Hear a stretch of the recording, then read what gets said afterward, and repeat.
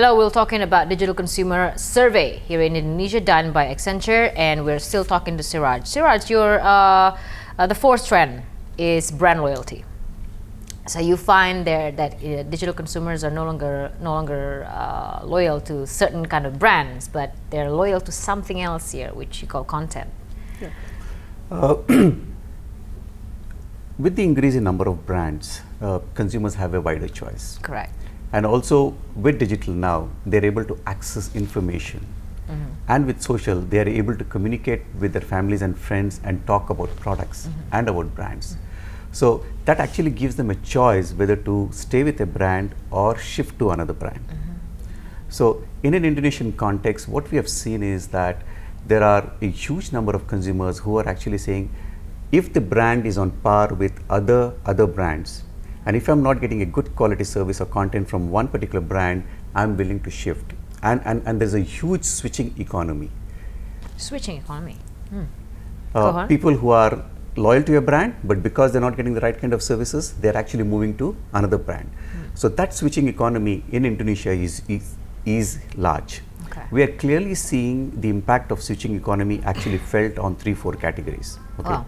One is the telecommunication category. Yeah. You know, one, just because of service, people are actually intending to switch from one provider to another. Then the other category we are seeing is CPG products.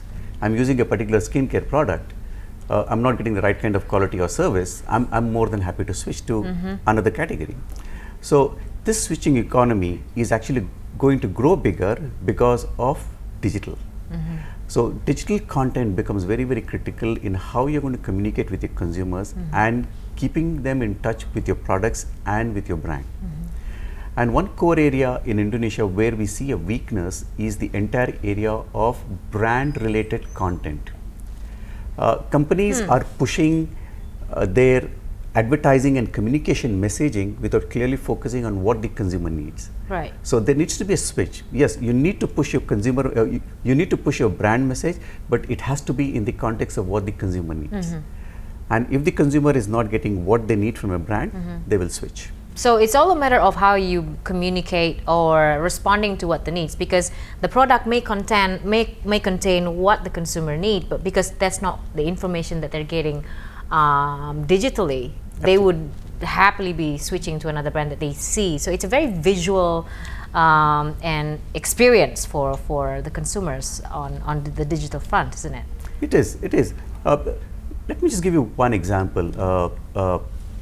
You look at halal certification on products. Right. Okay.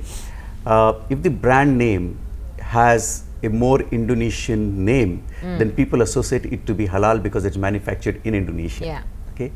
So it becomes very important for other brands who don't have that made in Indonesia product stamp to actually start communicating much more clearly that they are also halal as well. But most companies don't actually focus on that. Right. So if you just take that one part of halal as a content strategy, brands can actually do so much more. Yeah. And that's where we feel that companies and brands should actually focus on what are the core areas which consumers are looking at, and then start communicating to them in those particular areas. I can actually point out to one of the local cosmetic brand in Indonesia here that somehow the tagline is the first and the only halal cosmetics that Indonesian can use, and we have seen how much it has grown the last few years just because of that certification, or the idea or the concept of it being able to be consumed by local consumers. Now, what about your fifth trend,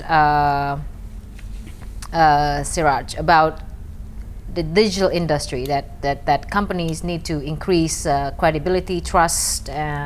It's all, I think, the entirety of the rest of the trends. What digital is doing is it's actually giving consumers a way to look for products from different providers. A telecommunications company provides you communication services, but they can also give you security services. They can actually get into pay TV. Right. So consumers are now getting that flexibility of not just looking at a company and saying, okay, company A provides me one service, but they can also provide you B service as well as C services. So digital is opening up an opportunity for companies in Indonesia to go beyond their core services. And that's what consumers are actually looking at. You know, when they're actually looking at a company, they're expecting that company to give them much more than what they're currently offering. And if they're happy with a brand, they expect to add on more services from that particular company. So our research clearly indicates that, take for example, if you're looking at the entire market of wearables, wearables can come from anybody. You know, it's not necessary it has to come from a watch company. Right. Wearable can actually come from a health company. Now. Okay, wearable can actually come from your fitness company. Correct. Okay, a wearable can actually come from your telecommunication company. Right. So consumers are looking at saying, okay, how companies are actually using digital to expand the core services and offering. Okay, so it's all a matter of how brands or products now start to diversify, and the add-ons that are actually the deciding factor on whether or not the consumer would stay with.